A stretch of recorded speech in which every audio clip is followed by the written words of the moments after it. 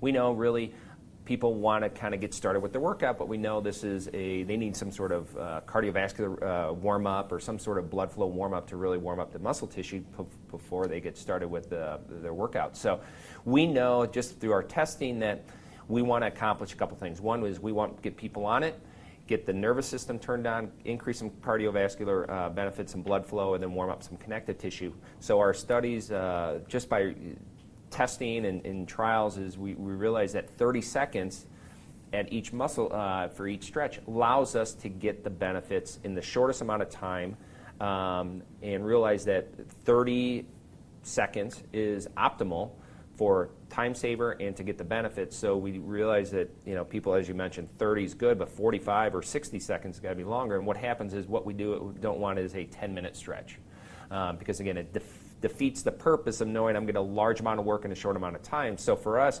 we set it at the lowest setting for the shortest amount of time, and all we do is we kind of circulate through different areas of tightness in the body to get what you need to do, get you into an aligned position that's applicable for the force, and to get onto your workout. Because we know people want to get in with their workout, so let's keep it short, sweet, to the point, so then you can get started. So when you're using it for a warm-up, the 30 seconds for each muscle group would be appropriate. Correct. But what about when you're using it to a specific application, such as for rehabilitation, strength, or stretching?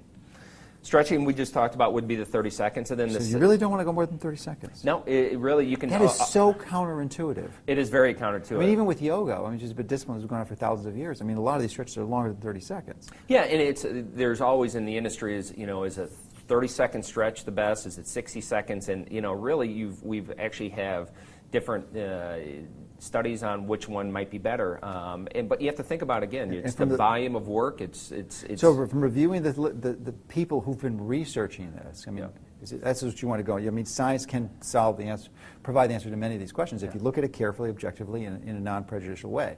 So when you've done that and looked at this research, it's pretty clear from your interpretation of the data that 30 seconds is what we need to go to. Yeah, for a stretch, absolutely. Wow, that is it's just so.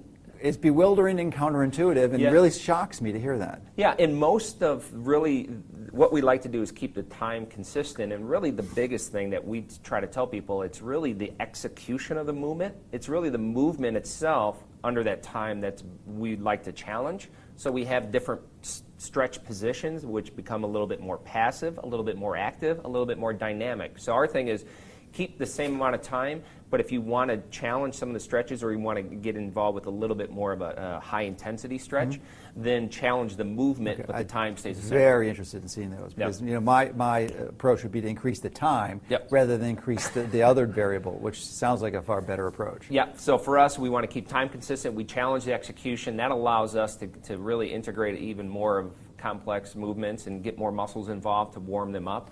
Or stretch them. Or stretch them, absolutely. Yeah, okay. So then we get into balance, and balance we can actually keep the exact same situation, because balance is a time really where we just want to spend a little time to kind of retrain the nervous system, retrain some new motor patterns, maybe work on some corrective exercises. If somebody's coming off an injury, we need to kind of start back at square one.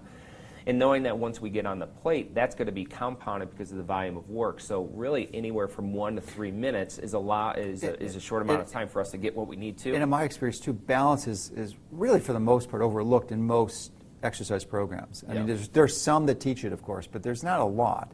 And so why do we need balance? Well, obviously if you're in sports, I would think. Certainly as you get older and you increase your risk for fall or injury and breaking your hip. Are there any other comments to make on balance? Really, again, it goes back to really that you're retraining that neurological pattern. So for us, we're so used to isolation, muscle isolation. I'm going to work the bicep. I'm going to work the leg. We're really, the industry is going to more segmental. It's more really full integrated motor patterns. So the balance component, especially with that plate going in getting vibration in 3 different directions, really heightens up that neurological patterns, and that also allows us to really focus on those small instability areas that really might limit our strength training exercises. And I was talking about earlier is you're only as strong as your weakest link. So when people think that their chest isn't getting stronger, their legs isn't getting stronger because they're not progressing, well, it could be the weakness of the ankle, the knee, the hip. So really by helping us really kind of really strengthen those small instability exercises and muscle groups, that is only going to allow us to really progress even further with our strength training. And the other benefits of using the product is normally when you bring a piece of equipment into your home, it's something you might not be able to use every day. You might not be able to use that cable piece every day because you're tearing muscle fibers, and we want you to do it 2 to 3 days a week. With the stretch component and the massage component, we actually encourage you to do it every day. So if you have any limitations with blood flow, hormonal deficiencies, mobility, you actually now get the benefits of using the product every day, but knowing that your strength training applications will be 2 to 3 days a week, just like the gym. Very, very good point, and I mean that's just well known. And if you're not doing that already, which I can't imagine, I mean obviously you're going to only be training a few days a week, as Tony said. So anything more than that, you were asking for trouble because your body's recovered. But this is the only piece of equipment that I use every day. Every day.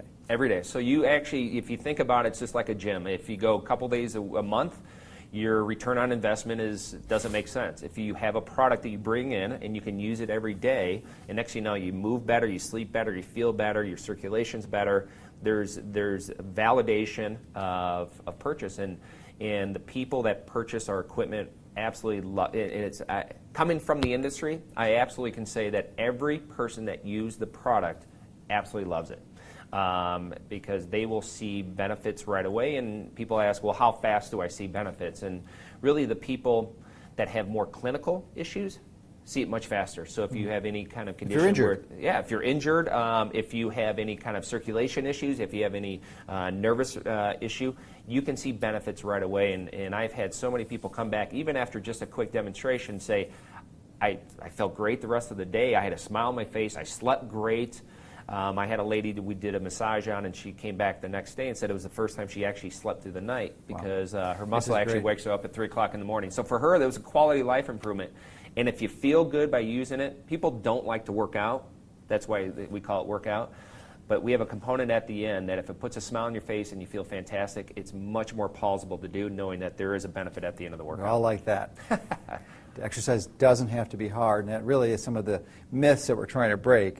And I think one of the big myths is you have to spend 2 hours. And the biggest mistake I see is people going to health clubs and spending an hour, 2 hours on cardio and thinking that, I mean, it's certainly better than laying on a couch or sitting on a couch or sitting at your desk, but there are so many other alternatives that you can do, and this is certainly one. And the high-intensity, short burst training like the PK that I talked about earlier is really another useful one because it increases growth hormone. And what we didn't talk about yet is the benefit of this with respect to growth hormone, because most of the time growth hormone is not an issue if you're a child, or even in your 20s and early 30s you have enough growth levels, hormone levels, to increase muscle mass. But as you get over those ages, the growth hormone tends to fall off, partly as a result of physiological aging, but also partly as a result of our activity, because we're not doing those motions that cause growth hormone to be produced. And the PK program definitely will do it, and this will do it also, but a lot easier and with a lot less work. Yeah, and that's one benefit of really, the bone growth. Where normal mass-based training usually slows up that process. We're always going to lose bone. And we always say that everybody needs to get into the gym and do strength training to really put the force on the bone. But knowing that the vibration, really the three biggest components by using Power Play for bone growth is, A, we're putting force on the body. It's an application of force. 2, we can increase much more circulation into the bone for it to get that fresh blood. And then 3 is the HGH release. So then it's that human hormonal, growth hormone. Yeah, it's that hormonal benefit that if you put the force, the circulation, and the hormone together, that actually starts laying new bone. And we get people all the time faxing over their bone density results. And bone density is nice, believe me, especially as you get older. We want to have strong bones. But if you're in an exercise program, to me, that's not the biggest benefit. The biggest benefit is growth hormone, because it's actually going to increase your muscle mass, which is, lets you function well. And people spend, there are a lot of athletes who use this illegally. They spend over $1,000 a month, $1,500, $2,000 a month, every month to inject human growth hormone. Yeah. Well, you don't have to do that. You don't have to go through the risk, because that's not risk-free. Even if they paid you $2,000 a month, it's not risk-free, because it upsets the normal body. You want your balance. You want your body to make it, and this is a way that you can make it naturally and a lot less expensively. Yeah, it's a great way of increasing HGH. Yeah.